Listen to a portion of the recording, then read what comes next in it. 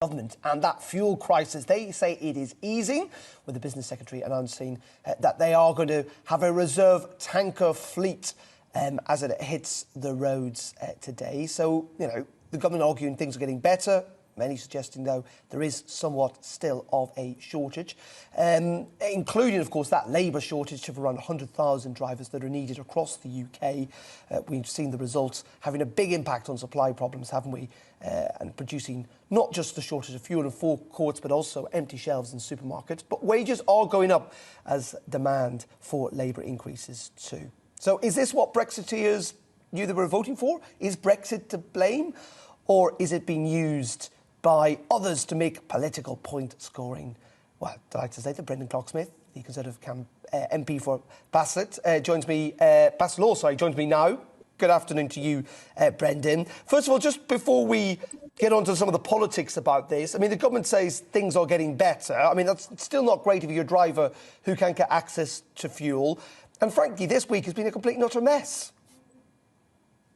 It's been very difficult, yes, Darren, you're right. And this isn't a case of like McDonald's running out of milkshakes. This is something people need to get to work, and it is a vital part of our economy that people can fill their cars up and do that. And compared it before to, say, the toilet roll situation, we've heard from the suppliers that there's not necessarily any less fuel than that was available before, but the rush, the panic that's been created with that, and I'd say there's been some rather irresponsible reporting of that. I think present company accepted and been very responsible on GB News, but some other things that have really caused that panic buying. And of course, if you're filling your car up with double what you normally do, then it's going to cause queues, and that's where the problem started.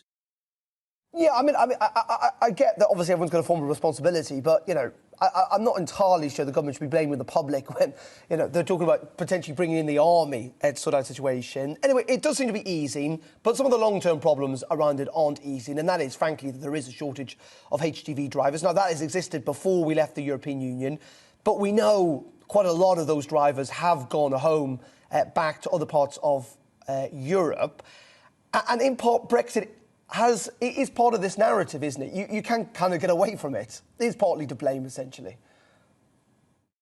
Well, the thing is, they say that, Darren, but there's problems worldwide as well. I mean, even going as far as Australia, Germany have a shortage, even Poland has a shortage. And I was looking at some of the statistics where our HGV drivers actually come from. And I think back in 2016, it was about 89% of those are from the UK. If you have a look at the proportion now, it's still 89%. So I think those retirements, those people leaving the profession has pretty much come across the board rather than particularly Brexit.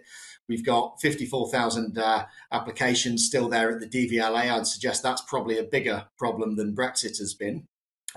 So I think a lot of people are trying to jump on the bandwagon and blame Brexit, but there's been an issue with conditions for drivers. They talk about places that they can stay that aren't necessarily here. They talk about the low wages. And of course, that was part of the reason that Brexit's about. It's that people get a fair wage. You know, we had a discussion about universal credit last week, people saying that they're working and still claiming welfare. We don't want that kind of a situation. We want people to be paid for the work that they do, and we want the market to react to that. I mean, people are making political points of that, and that's what you expect. This is politics, isn't it? Yeah. But even in your constituency as well, I believe.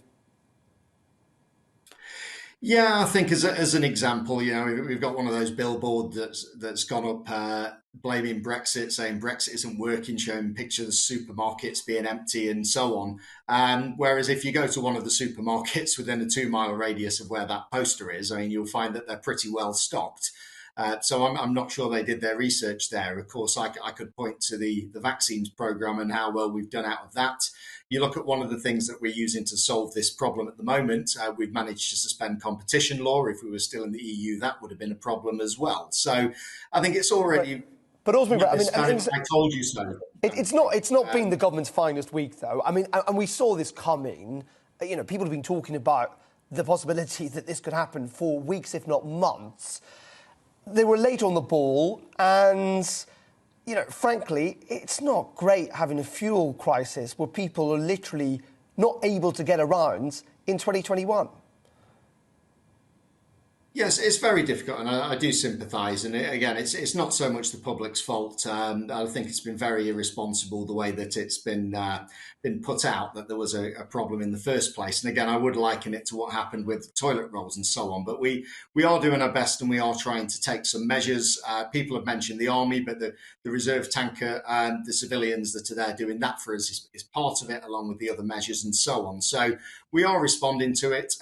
In fairness, the fuel companies, they are getting their drivers out as much as they can, trying to refill. A lot of the public are being really responsible, just filling up with £30 and so on. But I think one of the things that you'll also notice at the back end of this week is a lot of people have maybe got full tanks or half tanks that they wouldn't have had at this stage, and they don't need to go out for fuel now. So I think it'll eventually tail off, and hopefully we'll get back to normal sooner rather than later. OK, Brendan Clarke-Smith, well, hopefully we'll be able to get up to Manchester with fuel in the tank for the Conservative Party conference. We'll see you up there. Thank you very much indeed for joining us here on GB News. Well, speaking